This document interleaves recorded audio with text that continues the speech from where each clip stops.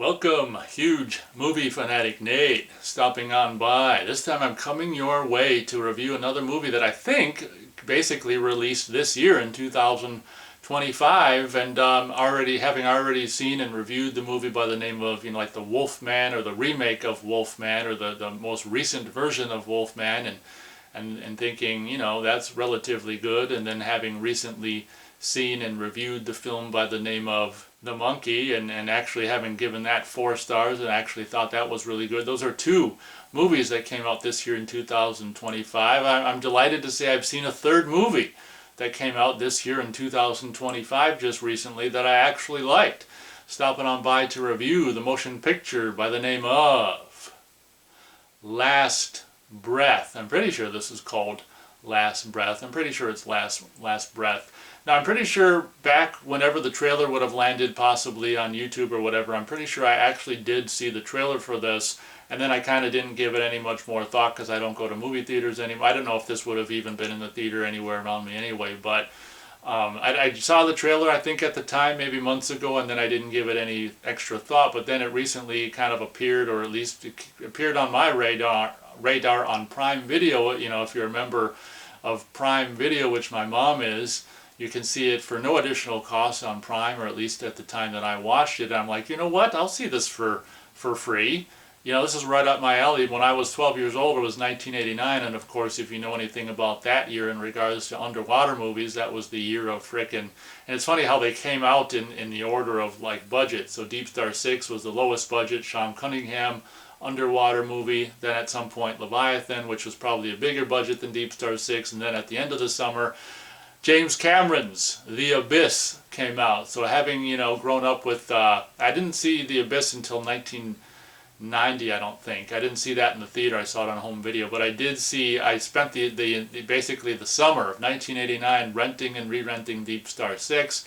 Probably didn't see Leviathan until 1990 on home video either. But Deep Star 6 I really enjoyed as a kid growing up, or 12-year-old and 13 and beyond and stuff. I ended up buying the VHS, and then I got the DVD and the recent Blu-ray, which I've reviewed on this channel. But Deep Star 6 holds a special place in my heart. And over the years, and kind of like the first decade of the 2000s, when I was working at Movie Gallery, working at Movie Gallery, all these DVDs would come out of all these just straight-to-video garbage movies, underwater movies. There's this one that's got, what the hell's his name? Lorenzo Lamas or something? I don't know if that's his name, but like Italian hunky guy he was on TV shows in the 80s or whatever, and he was starring in, there's one called, was it Deep Water, and it's got this, is it Lorenzo? I think it's Lorenzo Lamas or something like that, but it's actually got this really hot chick in it too, and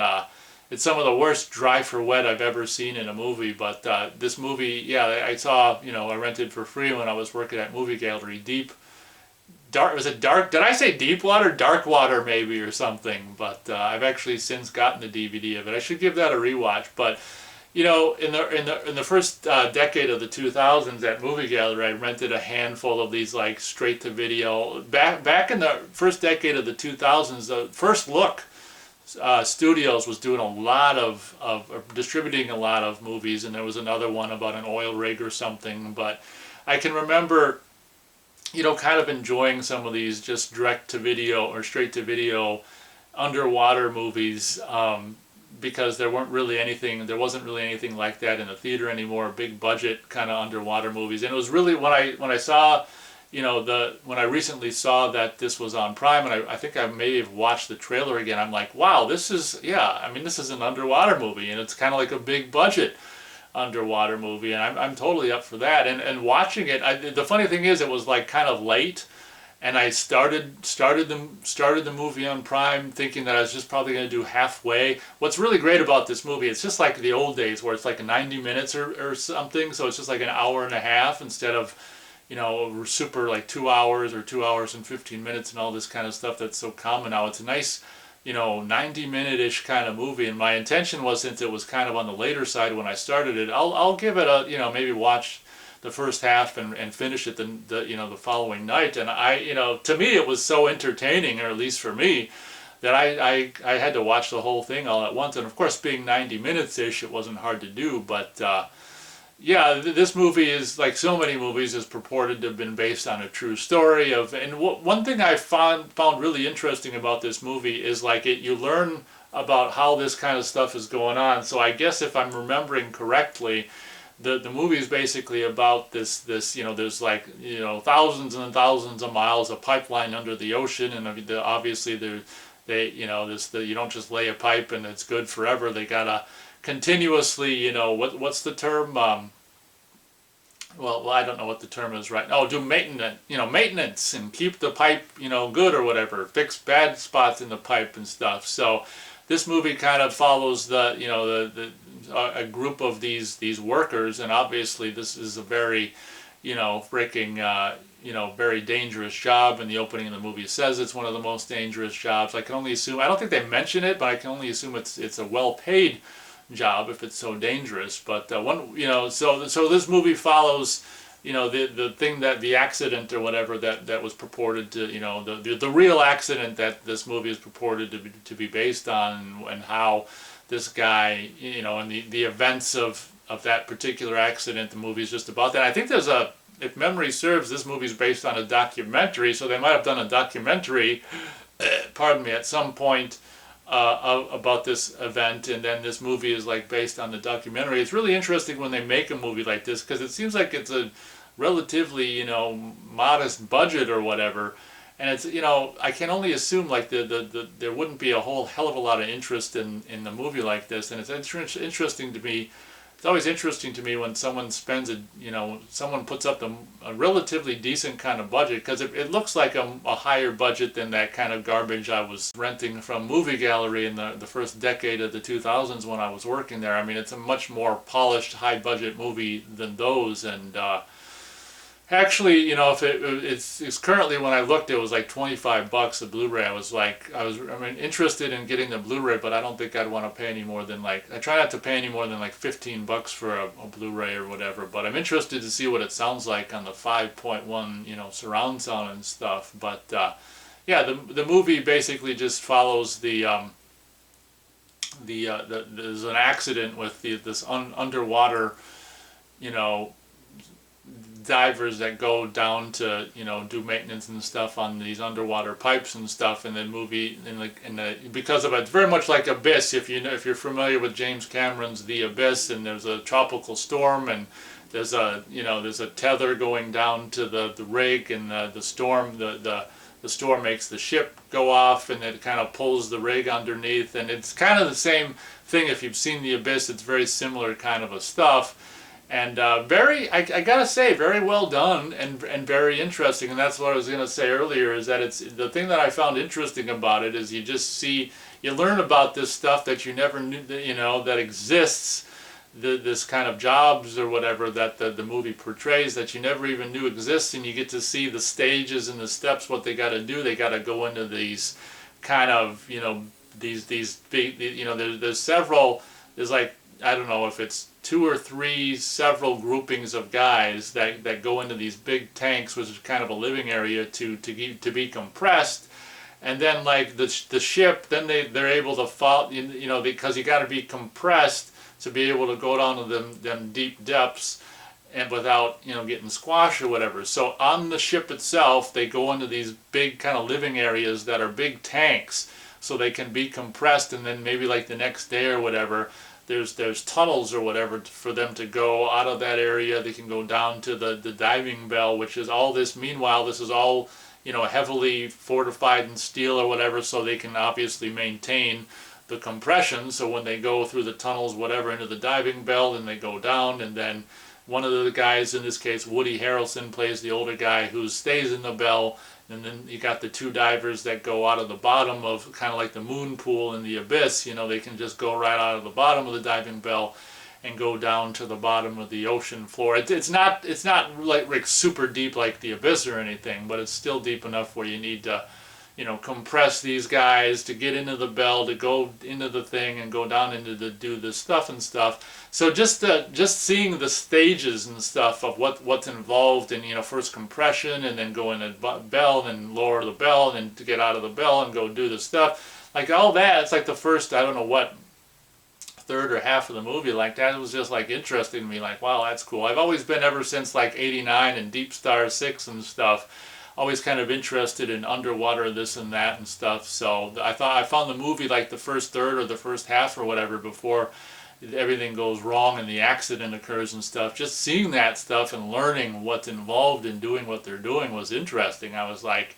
oh, okay, so they compress them and then this and that, and this is how they do it and that. And like I say, I can only assume this would sound pretty good on 5.1 home surround or whatever. Maybe someday I'll be able to own the Blu-ray and find out. But yeah, I'm not going to delve too much into the I guess what it's about. It's about the guy who's you know, there's an I won't spoil it. I'll just simply say there's an accident. A guy gets, something happens to this guy, and then they have to basically, you know, the one guy gets left behind, and he might have been out of oxygen for, honestly, it's kind of it's one of those stories that you're not necessarily you know, just because it's based on a true story, or says based on a true story, doesn't mean it's, you know, I'm kind of a skeptic, so it's one of those things where it kind of seems improbable. I won't spoil it or tell you the amount of time he was supposed to have been without oxygen, then he's supposed to have survived, and it's kind of, if you ask me, it's improbable, but as the movie also indicates as well, it could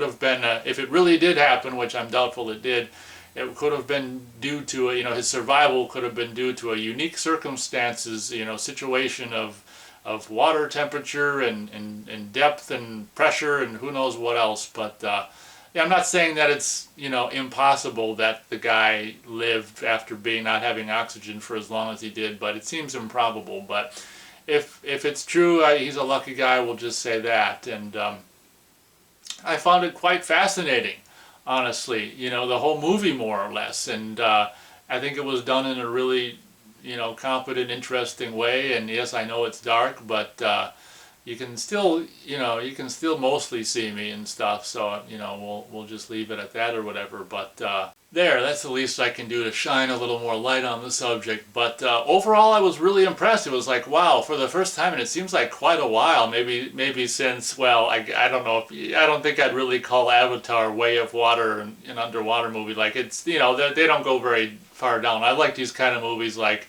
you know, The Abyss or Deep Star 6, where they're down far enough where it's dark. I'm trying to think, but I think this movie takes place at night, so they wouldn't have, they could be down 5 feet and it'd be dark when it's at nighttime, Nate. So yeah, the movie takes place during nighttime, I think. So even a foot deep of water is dark at night. But anyway, this was, you know, probably one of the best, you know, it was really exciting, like seeing like a new underwater movie. You know, I can't remember. It's hard to rack my brain on camera when it's rolling and I'm just the pressure of being on camera, but I was trying to think of like the last time there was like, you know, any kind of bigger budget underwater movie. I'm sure there's all kinds of them that I'm just not thinking of or whatever, but just because they made them doesn't mean I saw them. But I can simply say that, you know, this is the first underwater kind of whatever emergency movie. Oh, there was one that came out, was it 2019 or 2020?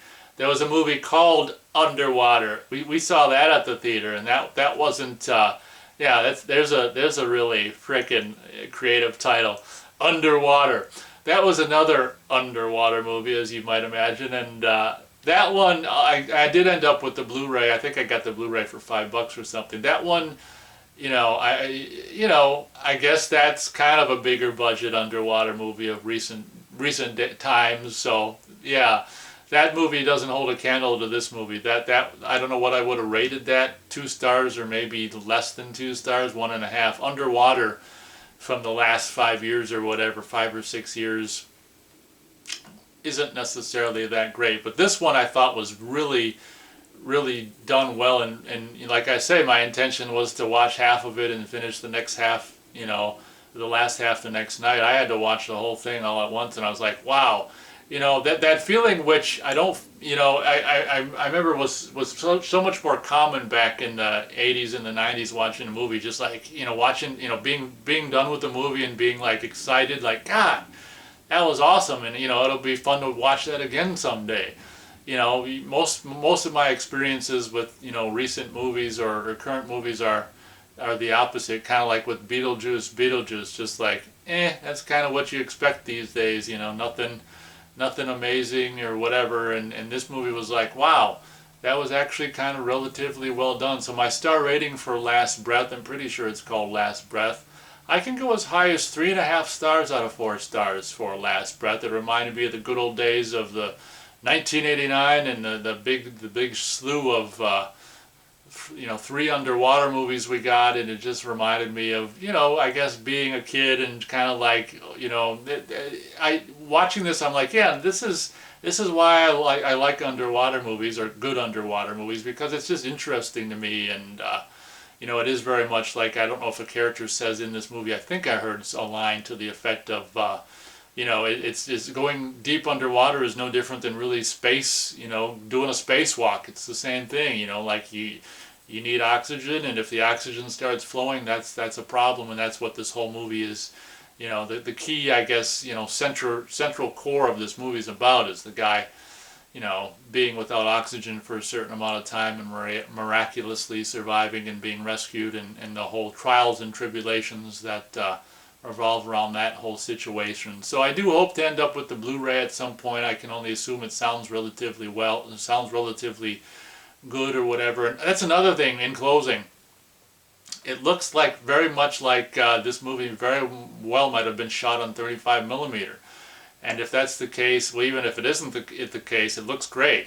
And if it isn't shot, it's got to be shot. I forgot to research that before I did the video, but it's got to be shot on 35 millimeter because it looked like it was shot on 35 millimeter. And if that's the case, way to go. And if it's not, that's, you know, digital can look exactly like film, I guess, if you do it the right way. But yeah, more or less recommended.